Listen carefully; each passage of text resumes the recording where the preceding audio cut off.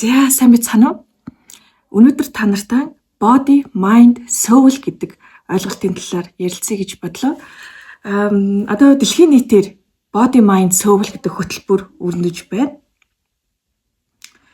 За яг энэ талаар ингээ Google-ээс ч юм уу хайх юм бол танд маш олон асар их мэдээлэл гарч ирнэ.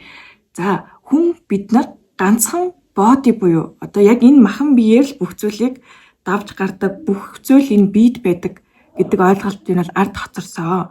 Нэмэх нь mind, soul буюу ухаан ба сэтгэл бие маань хамт оролцож иж.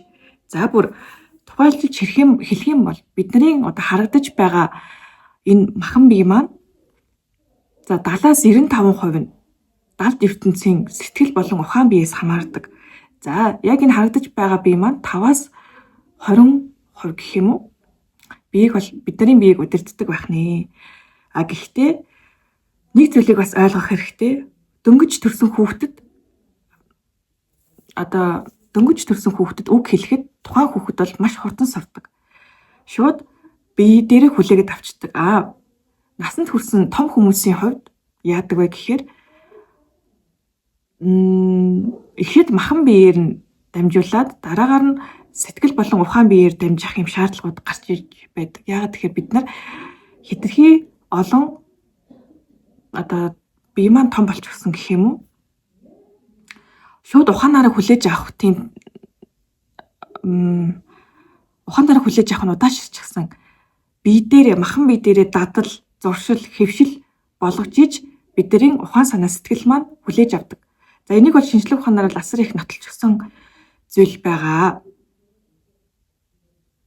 За тэгээд хэрвээ эхэлж махан бие дээрээ альва зүйлийг суулгаж, хүлээж, дасгалыг өөрийнхөө бие дээр суулгасны үндсэн дээр тухайн оюун санаа сэтгэл маань хүлээн зөвшөөрж эхэлж идэг. Одоо зөв дасгал хөдөлгөөн дээр жишээ болгож ярихад. За тэгвэл энэ гурыг одоо яг юу яриад байгаа вэ гэдгийг хэлье. За body гэдэг маань бидний дэлхийн ертөнцийн одоо хамгийн анхны үүсгэгч үүтгэл маань хий, чиг, тоос энэ гураас үүдсэн. За тэгээд мэдээж энэ гурвын эрчимт хөдөлгөөн, дэнсийн хууль гэж бас бий. За жамын хууль, жам дор эдгээр гурван маань хөдөлгөөн эрчимт нэгдснээр амьдрал үүсэж одоо амьдрал үүсэж оршихуун маань бий болсон байгаа.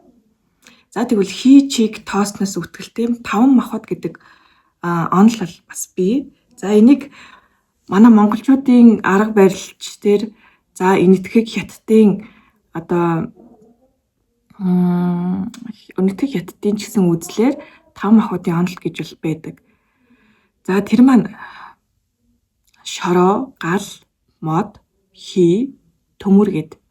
За бид нар бас энийг 6 дээр бас ашигладаг. За тэгвэл хий аривдах одоо энэтхэгийн аюурведээр бол хий төлөвтэй вата, капа, вата гэдэг нэг 3 төлөвт байдаг шүү дээ. Хий шар бадгана гэд тий. За тэр манаас бидний махан бие болон сэтгэл биеийг ямар төлөвтэй, ямар байдгүй юм төлөвд хуваачихсан байдаг. За энийг бас улирлын онцлогтой хамааруулаад хүн өөрийгөө бас удирдах боломжтой, дутууга нөхөх боломжтой ийм арга байдаг. За бодигийн хувьд шүү дээ. За soul. За энэ маань бидний одоо сэтгэл бие. За яг энийг сүнс ухамсар гэж монголчууд бас хэлж болно. За энэ дээр бас асар их зүйлүүд бол яригдана. За soul дээр сэтгэл бие болон далд ухамсарыг бас илтгэж байгаа. За бидний за soul дээр ярих юм бол одоо яг одоо бид нар ингээл ганцхан сүнстэй гэдэг ойлголтыг бас авч хаях хэрэгтэй юм болов уу?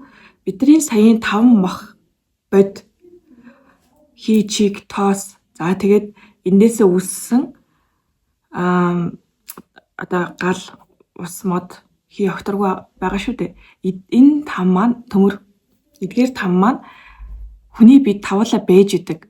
За тавлаа байхаас гадна энэ 5 маань өөрөө хөдөлгөөнд орж идэг эрчимт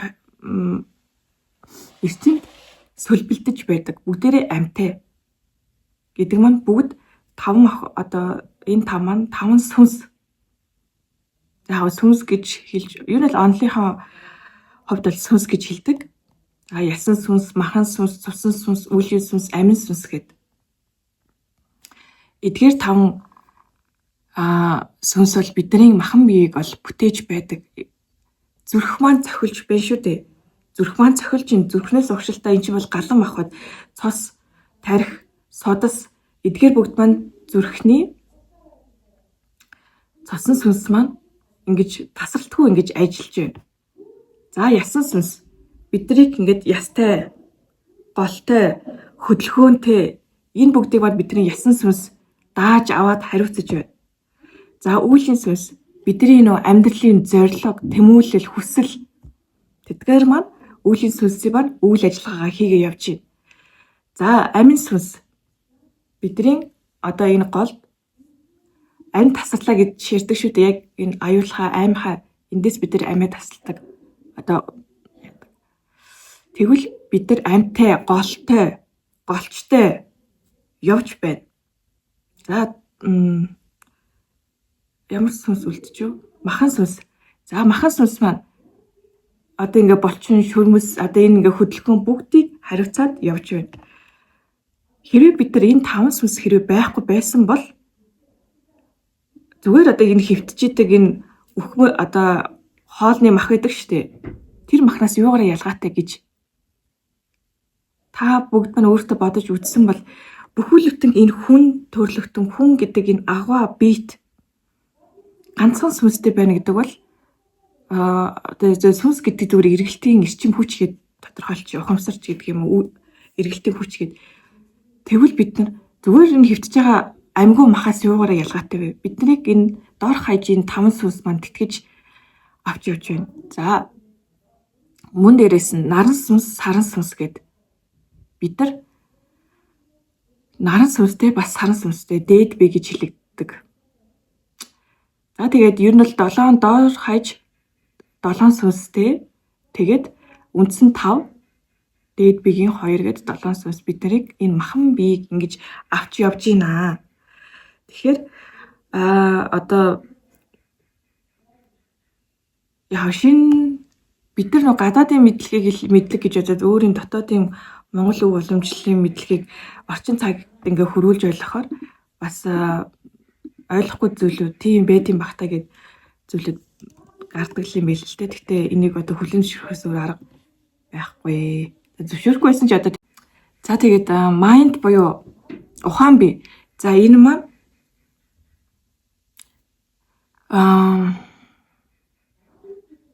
бидний сэрхүй өөрөө за энэ бол маш том ойлголт. Бид нар одоо махан биеэ удирдах сурахаас халиад сэтгэлийн ангаад сурахаас даваад ухааныхаа энэ хүч тэнхээ бярлуу орох цаг нь болсон. За энэ маань бидний сэрхүйг хэлж байгаа. Сэрхүй хүч одоо зөн увдас за тийм бэлэг талын хүчийг ярьдгүй маа гэхэд өөрт байгаа потенциал нээх амьдралынхаа үн цэнийг мэдрэх амьдралынхаа зорилгыг олох тэр зорилгодоо нийцэж амьдрах өөрийнхөө давуу талыг гаргах эдгээрийг хэлж байгаа. Тэгвэл body, mind, soul эдгээр 3 ойлголт маань хүнд зэрэг явагддаг. Зэрэг явагддаг гэхээс илүү эдгээр 3-ыг зэрэг хөгжүүлвэл зохилттой гэсэн үг. За илүү дэлгэрэнгүй мэдээлэл, илүү сонирхолтой зүйл сонсохыг хүсэж байвал комментээр санал сэтгэлдээ бичээрэй.